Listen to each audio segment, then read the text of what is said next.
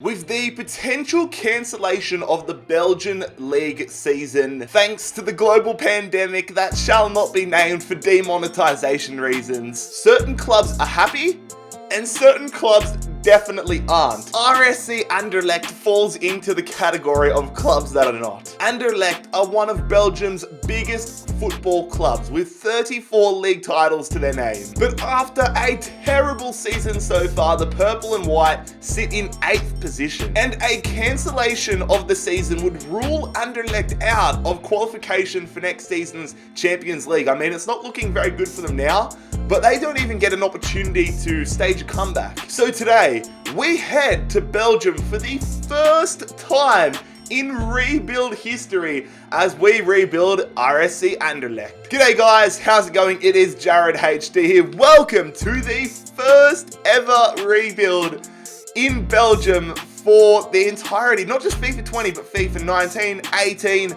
Did we begin it in 17? I can't even remember, but it is a massive day as we rebuild RSC Anderlecht. But if you guys do go on to enjoy today's unique rebuild with Anderlecht, make sure you leave a like on the video. Also, if you're new around here, make sure you bloody scorpion kick that subscribe button down below. If you have not had the pleasure of seeing a rebuild video in the past, here are the rules. So the main objective is to win the UEFA Champions League. Every game in the rebuild is simulated except for the Champions League final. The transfers can be as unrealistic or realistic as we like. There's a big focus on the transfer window. And finally, of course, don't get butthurt if I sell your favorite player. There's the rules, let's get into the rebuild. So taking a look at our starting 11 here for season number 1, it's a unique side in the fact that it has a mix of older players who are decently rated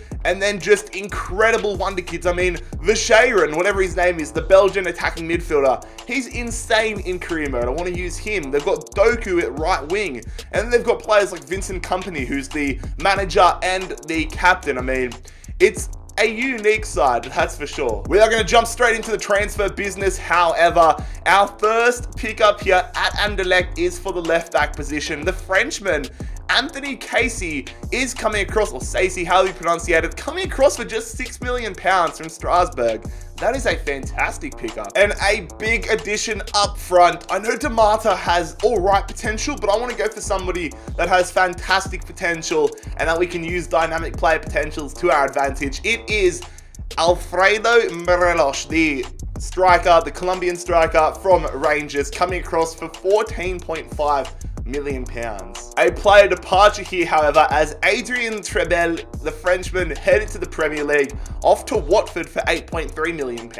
Additions galore. We have signed the Turkish defender Mehmet Zeki Selekia. We have signed him from Lille in the French league for £10 million.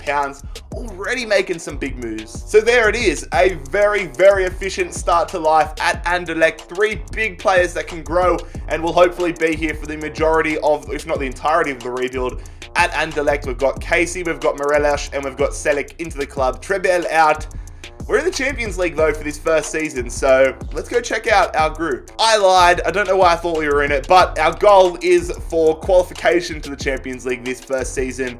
And so far, we're in a good spot to do that. Sitting in 2nd position, a much better start to life than Anderlecht have had this season. So 2nd position, not comfortable, but a good start. No business done in this January transfer window, however. I mean, given the big start we had and the spending spree we had at the start of the season, shouldn't really come as a surprise. So hopefully the squad that we have can get us into a Champions League spot for season 2. There it is. We have finished in 2nd position, just 1 point behind Club Brugge, who have gone on to win the Belgian Pro League. But it's interesting with this season. I mean, they got the regular season, they got the playoffs.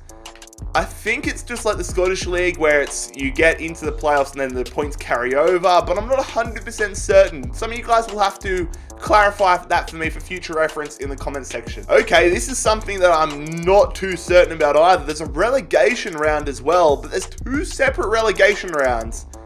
This is very confusing. I don't think it means anything though, because the Belgian 2nd division isn't in FIFA. Club Brugge did win the Croquis Cup, which I'm assuming is like Belgium's version of the FA Cup. And Royal Antwerp have taken down Cercle Bruges to win the Pro League playoff. I have no idea what that means. Something I do know what it means though is the Champions League, and Liverpool have won the Champions League on penalties for this first season. And PSG have taken down Borussia Dortmund 2-1 to win the Europa League. So that is season number 1 done and dusted here at Anderlecht. We were efficient with what we needed to do, and we have qualified, to my knowledge, to the Champions League for season number 2. So, I mean, realistically, we could, or in theory, we could win the Champions League next season, but realistically, I'm not too confident about that.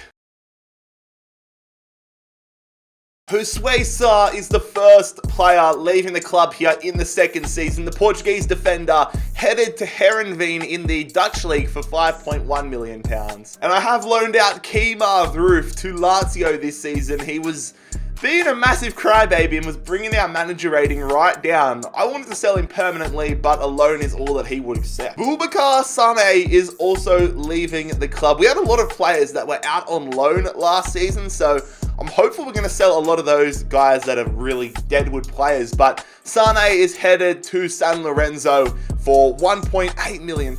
And we have sold Peter Zilj to that Turkish club that I have no chance of pronouncing their name. I don't know if you guys have realized, but I have terrible pronunciation for names that aren't from basic people. Here's a name that I can pronunciate with absolute ease. James Lawrence is headed to FC Metz for £2 million. I might just make it a bit of a meme to mispronunciate everybody's name, but regardless, Kenneth Safe is headed to Leganés in the Spanish League for £2.6 million. And finally, we have made a pickup. It is for Ezequiel Barco. This kid was fantastic in career mode last year, but I honestly can't recall signing him in a rebuild all of FIFA 20. He has one of the most terrifying player pictures this year, but the Argentinian comes across from Atlanta United for £14.9 million. Sven Kuhns will be coming all over the fans at oh god, I just realized what I was saying. He'll be going to FC Cologne. He'll be doing nothing inappropriate there, but the Belgian midfielder heads there for £5.2 million.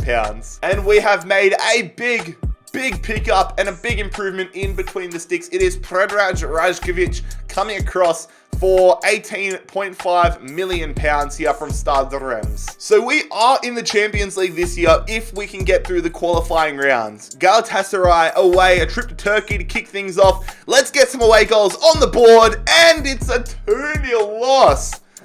That is not the ideal to start to life in qualification. Back to the transfer business, and we have sold a man with one of the coolest names I've ever seen.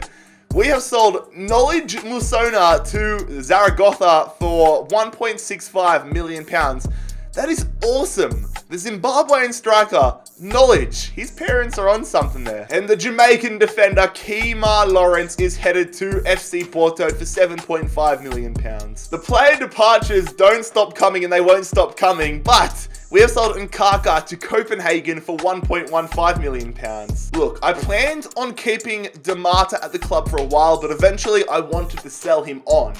I didn't want to sell him on in season 2. I wanted to get his overall up a little bit more and then start to sell him on there, but again, he was just being an absolute pain in the ass, bringing our manager rating down, bringing the squad morale down. So we've sold the Belgian striker to Leicester City for £16.6 million. A big challenge for us here. We are 2-0 down heading into this home leg. We need a big performance. Come on. Let's get through to the next round of qualification of the Champions League. If we concede an away goal, we are done for here. The scoreline is going to be a 2-1 loss. Oh, we could have sent it to extra time, but Belanda got that goal in the 78th minute, so we're out of the Champions League for Season 2. We have sold our former starting goalkeeper here. Hendrik van Krombrugge is headed to St. Mary's, headed to Southampton for £12 million. Shaking things up a little bit here, we have sold club captain and former manager. I mean, I've virtually sacked the manager and the captain here. We have sold Vincent Kompany to Everton for £10.4 million. Is that ever a thing where, I mean, has a manager ever been bought out by a different club, like a transfer fee for a manager? we might have made history here. Although I don't think for some reason that Kompany is going to be taking over from Carlo Ancelotti. And we bring in Kompany's replacement here. It is a man that is fantastic in career mode, but again, just like Barco, I don't think I've signed in a little while. It is Ibrahima Konate, the Frenchman, coming across from Leipzig for £26.2 million.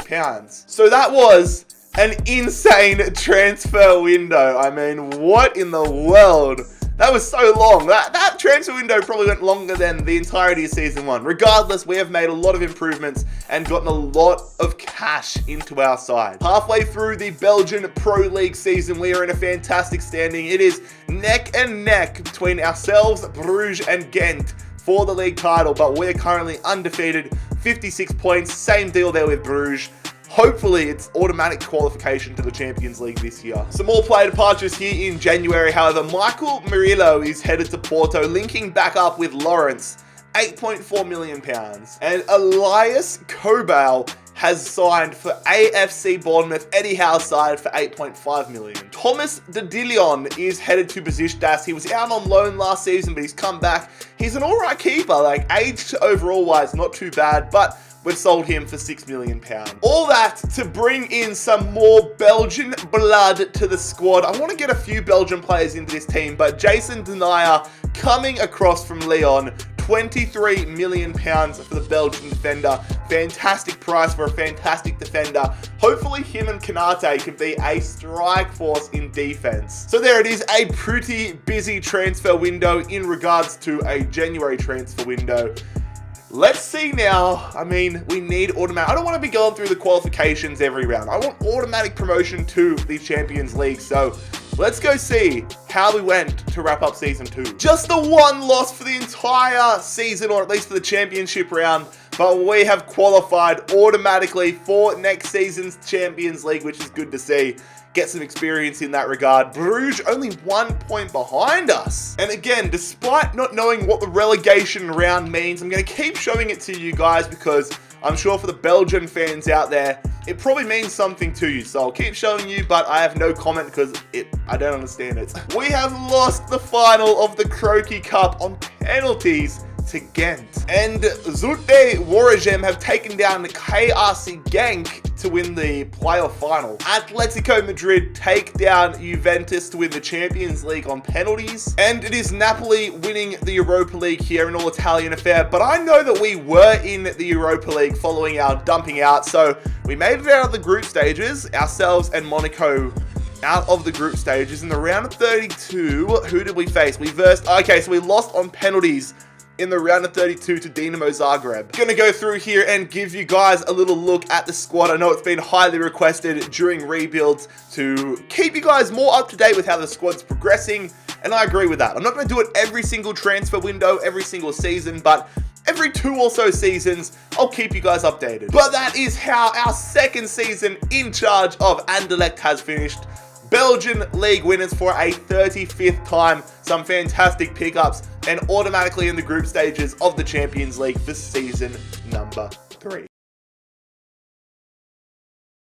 Season 3 beginning with another player leaving out on loan. It is Francis Amuzu. I'm not ready to sell him either yet. I want to keep him growing. He's off to Udinese on a 1-year loan. Michel Vlap, the Dutch midfielder, headed to the Molineux. £26 million is a decent transfer fee to get for him, in my opinion. And we have finally sold Kemar Roof. He was out on loan last season, but we have sold the Jamaican striker to Levante, £8.8 million. A massive signing here. This is the step in a right direction, or it's a step in the right direction. Yuri Tielemans, a youth academy product at Anderlecht, back in Belgium, back at his boyhood club. Yuri Tielemans signing here for Leicester City for £52.6 million. I said I wanted to get more of a Belgian core, and we have definitely done that here. Welcome back to RSC Anderlecht, Yuri Tielemans. What a pickup. And a player departure here that's going to help us sign another player like Yuri Tielemans. Getting the big bucks here from Preston North End, £2.1 million for Isaac Keith-Thielen. So there it is, just the one pickup of Yuri Tielemans, but I think we can all agree that that is a pickup that you can't be mad about him. I mean, he's an insane player, and he slots right into our starting 11. In the group stages of the Champions League for the first time in this rebuild, and my God, do we have a tough group to go against. It's Bayern Munich, it's Ajax, and it's Slavia Praha. I mean, I don't think we can top the group. Even with Tielemans into the club, even with players like Benayer and Kanate, I don't think we can top the group. But I'm cautiously optimistic that we can get into that second position. Whether Ajax or Bayern Munich slip up is up to them, but I don't know. Let's go see how we go. Yep, there it is. We have finished in third position in Group H, which means I believe we'll be going into the Europa League knockout rounds again. But Ajax topped the group, Bayern Munich second, both teams undefeated. We put up a fair fight, I've got to say. We put up a very fair fight, but it's another season of Europa League football. Of course, our goal every season from here on in, now that we've won a 35th title, we want to win a 36th, a 37th, 38th, 39th, all the way through until we win this rebuild. But we are setting that up brilliantly here. Bruges have fallen off big time. We've only conceded 6 goals all season. 20 wins, 0 draws, 0 losses, 11 points clear. We're starting to build a bit of a dynasty here. We are going to make a massive pre-contract signing here. You guys like get a little bit cautious about pre-contract signings. I don't like to make them unless a massive opportunity comes up, and we get that right here. Nico Barella, the Italian midfielder, 86 rated at 24 years of age, will be joining us next season. Him and Tielemans in the midfield are going to be insane. So there it is, just the one signing for next season. Nico Barella in, nobody else in for the end of this season, nobody out of the club. The big question though, are we going to go invincible? So here we are at the end of the season, and we have won the Belgian Pro League once again. Invincible in the championship round, but did we go invincible in the regular season? Yes, we did! Oh my God! So we won 40 games and didn't get a single loss. Here are the results for the relegation round again. I'm not gonna say every season that I don't know what the hell it means, but there's the results for anybody interested. Club Bruges have won the Croquis Cup this season. Sint Truiden beat Genk to win the playoff final. Barcelona ended up taking down Bayer Leverkusen. Okay. Bayer Leverkusen made the Champions League final, but Barcelona won. And Valencia have taken down Manchester United to win the Europa League final on penalties. But again, the question is going to be asked, how far did we go in the Europa League? Because we got into the round of 32, I believe, where we versed Celtic, who we beat 4-1. Okay, so that's better than we did last season. Round of 16, we lost on away goals to Tottenham. So a very good third season here at Anderlecht. We're back into the Champions League group stages next season, and the goal needs to be automatically to get through to the knockout rounds of the Champions League. Need to start building step by step by step, get those platforms going, and with Nico Barella coming in, players continuing to grow, there is no reason why we can't. Francis Amuzu, the first casualty of season number 4 at Anderlecht. We have sold him to my personal favourite club, Fulham FC, £7.5 million. Albert Sambi Lukonga was a player that I had intentions of leaving at the club for the long run, but with the signings of Tielemans and Barella, he's kind of fallen behind the 8 ball in terms of growth, in terms of overall. If I left him for a few years, there's no doubt that I reckon he gets to a very, very high rating, but we're in it to win it in the next few seasons. So I have sold him here to Manchester City for £70 million. That's a good price. We have made a ridiculous signing. Vinicius Jr., he had a release clause of £54.8 million at Real Madrid, which we have activated and brought the Brazilian to the club. Oh my God, 87 rated. He increases our stocks and our chances of going deep in the Champions League tenfold, in my opinion. So only 3 pieces of business done in this window, but all of them with significant effects on the squad. I am so excited to see how Vinicius Jr. does this season. But are we going to get out of the group stages? Let's go check out our group again. Okay, so I would say that this is probably a very similar group to what we had last year. You have the big club. Last year it's Bayern Munich. This year it's Real Madrid. You have a club that could cause an upset. Last year it was all like could really challenge. Last year it was Ajax. This year it's Lyon. I mean, Lyon generally have a very good side in career mode, so I would actually say that this group is harder than last year because Besiktas are harder than Slavia Praha, I would say. So we've actually got a harder group this year, but we've got a better squad. So honestly, I'm not a fortune teller. I'm not a betting man. I couldn't tell you what the hell is going to happen in this group. So let's just go find out in 3, 2, 1. Oh, come on, man. We're finished third in the group.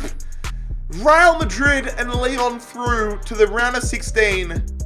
And we are out of the group stages again. I thought we could have gone like quarterfinals this year of the Champions League. Not eliminated in the group stages. Bloody hell. Well, the bright side on that, I guess, is that if we have gotten put into the round 32 of the Europa League, surely we have to be one of the favourites to win the Europa League now. At least things are still going to plan in the Pro League. We have to be winning the league season after season here. Not as comfortable as last season, but still 8 points clear of Bruges. Another Brazilian winger into the club. It is David Neres coming across here. So I've kind of done a weird transfer. £51.5 million has been transferred to Ajax, but I've also put in Sailor-Makers, the Belgian winger, into the deal. So definitely have overpaid a little bit, but he's 86 rated. He's only 25 years old. He's the type of player that I see being here for the remainder of the rebuild. So I think it's going to be worth it. So Neres in, Sailor-Makers out. The January transfer window for season number 4 done and dusted. Let's go see how this season wrapped up. Belgian Pro League champions once again, the Jupiler League, or whatever they call it, the Jupiter League, whatever they call it.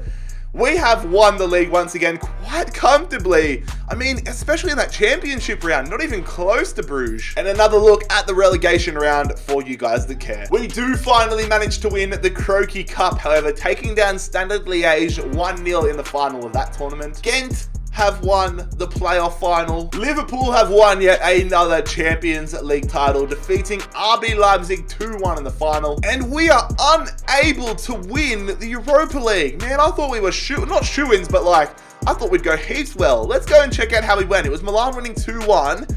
In the round of 32, we beat Lazio 2-1. So we made the round of 16. How did we go in the round of 16? In the round of 16, we beat Hoffenheim comfortably 4-1.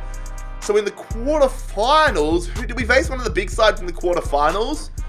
We versed PSG. Okay, so we lost to PSG 4-3. That's a really, really strong Europa League quarterfinal. But a little look at what our starting 11 now looks like. Our bench growing, our starting 11 growing. I mean, we've actually got a very strong side here.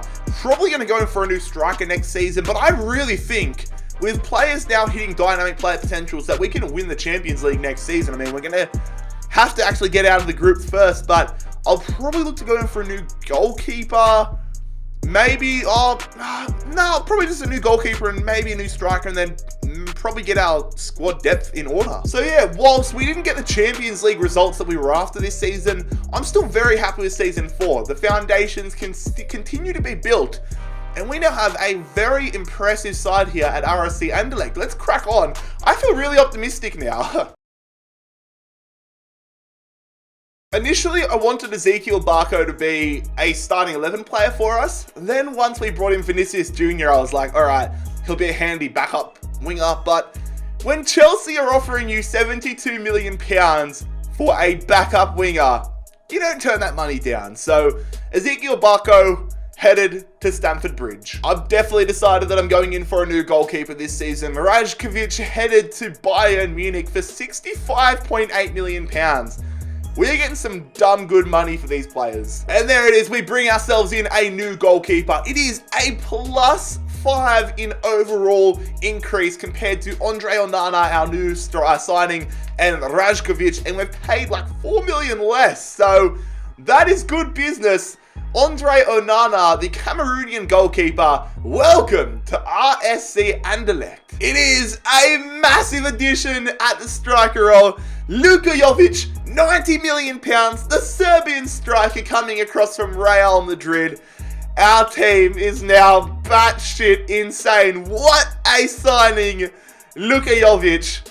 Luka Jovic is huge. I cannot believe what I have just experienced. Look at that price tag for Alfredo Morelos. Manchester United have gone batshit crazy. They have paid £160 million for Alfredo Morelos. I cannot believe this. £160 million.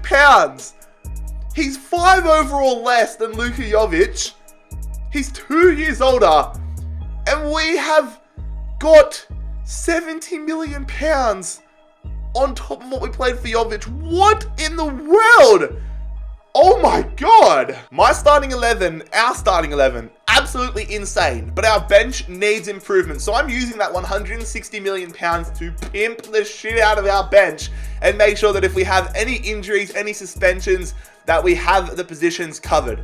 A new backup defender, Juraj, coming across from Monaco for 31.4 million. The Polish midfielder Peter Zielinski is joining us here from Wolverhampton, 36 million pounds, 84 rated. Again, a very handy backup for our midfield. Felt right to bring in a little bit more Belgian talent into the squad. Michy Batshuayi joining us from Chelsea, the Belgian striker. Got him on the cheap, 18 million pounds. And a new backup goalkeeper here if anything happens to Andre Onana. It is the American goalkeeper, Zach Steffen, coming across from Real Madrid. 12.7 million pounds for the American. That transfer window, unlike anything I think I've ever experienced before.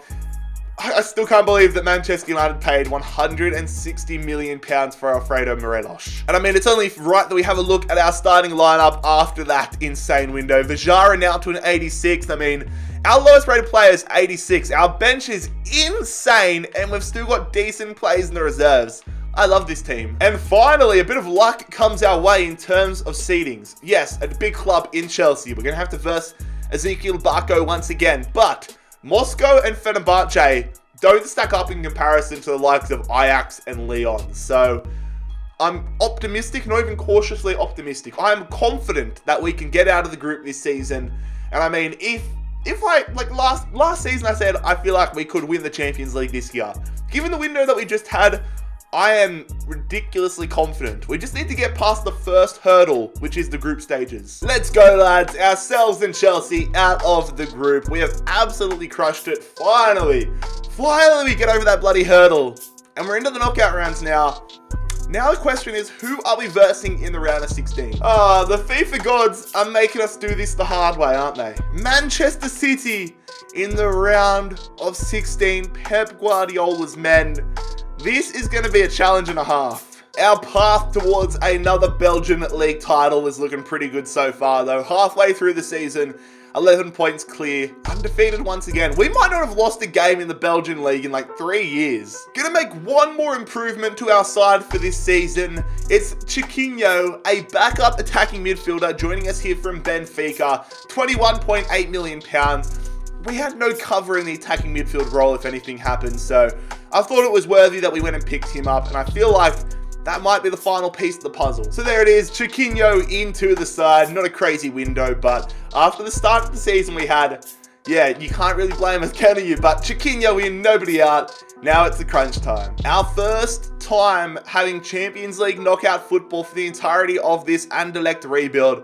And it's a tough start as we travel to the Etihad here. We need to get away goals on the board. Come on, Anderlecht. The scoreline is a 1-0 win. Yuri Tielemans, we get the away goal. That is almost a perfect start. But here we go. It is the home leg now. Only one away goal for us, but if it ends up as a 1-1 draw, we go through. A 0-0 draw, we go through.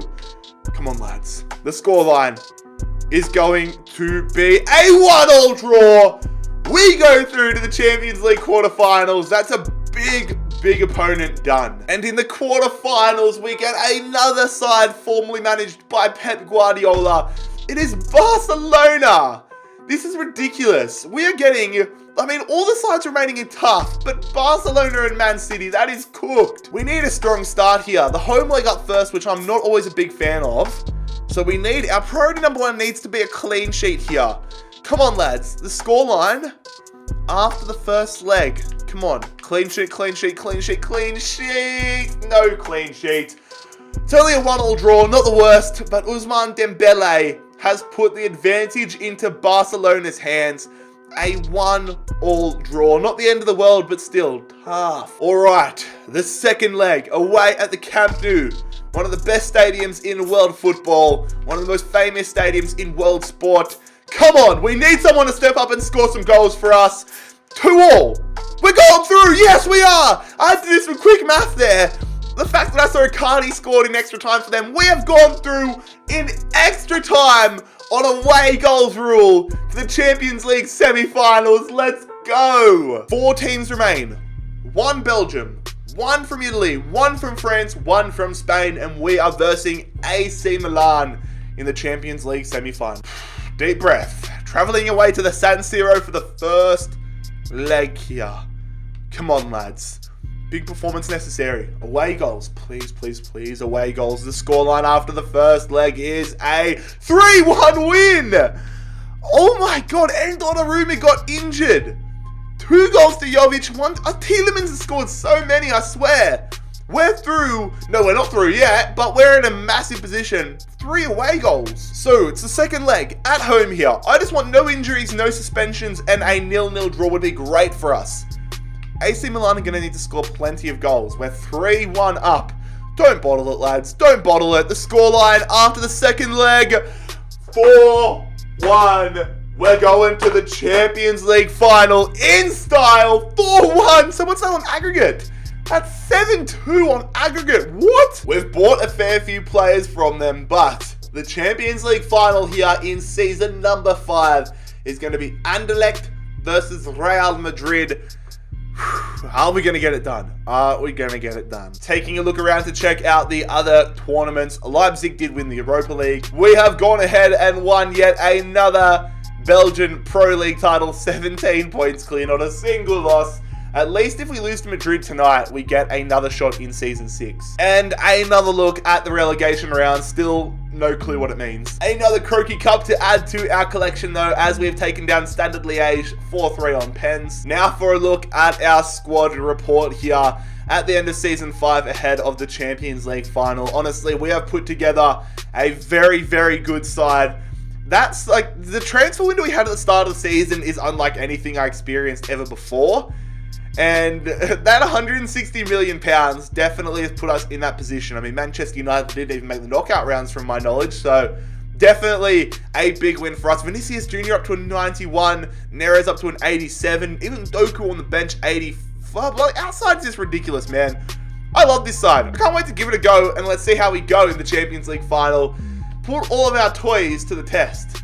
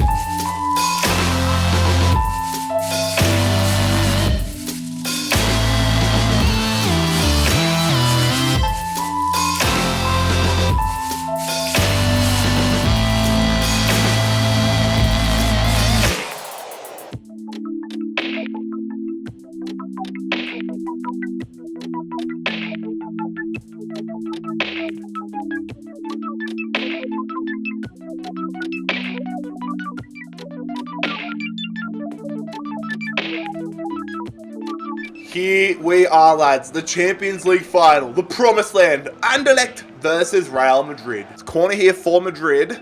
That one swung in. Varane wins the header. That is an early warning strike there from Real Madrid. You can't let someone like Varane win the ball in that situation. Free kick again. Real Madrid all over us to start this game. Back post. Oh, they put the one in there. Real Madrid really scaring us from set pieces. Come on, lads. We finally get some possession here. That's a bad pass. Can't let them hit us on the counter now. I'm out of position. Oh, I've just lunged in there. And now they've got a 2-on-1. You can't do that. They've gone through. Oh, the touch. Just clear it, clear it. What the fuck just happened there? Don't know how we're not behind, honestly. I can't even get in possession of this game. Martinez, just hold the areas, lads. Don't let them get it in. Mount, back post. Nah. Oh my. Sorry? I was about to blow up and say we've just gone behind, but Asensio missed that. Come on, lads. Purple jersey's going through. That's a bad pass, though. Oh, we've made the tackle, though. Come on. Now I've got a lot of numbers up here. Through. Jovic, great time. We've taken the lead here. I do not deserve this goal. We do not deserve this goal. We have been dominated in this game and somehow have taken the lead. We've got to hold on to this lead, lads. We don't even deserve it. That's a great tackle from Kanate, and now we're away again. Come on, the counter-attacking Kings. Jovic already has a goal against his former side. Come on, let's get a good ball in. I see that run there at the back post. Tielemans! That's 2! How are we ahead in this game? How are we ahead? Yuri Tielemans doubles our advantage. We should be behind by like 4 or 5. And somehow we're up by 2 with 15 to play. Oh my god, this was a beautiful run, to be fair. Whoever their defender at the back post, like Montiel or whoever, you can't let him make that run. What a finish. 2-0 up. Holy shit. Come on, there's still time for Madrid here. We can't let them get back into this one. Selic up against Jose Gaia. He's just done us this. Crap defense. It's gone in there. Hazard, back post. Saved. Follow-up has gone in. It's game back on for Madrid. Oh, he's offside. He's offside. Unlucky, buddy. Unlucky. Well won there. Come on.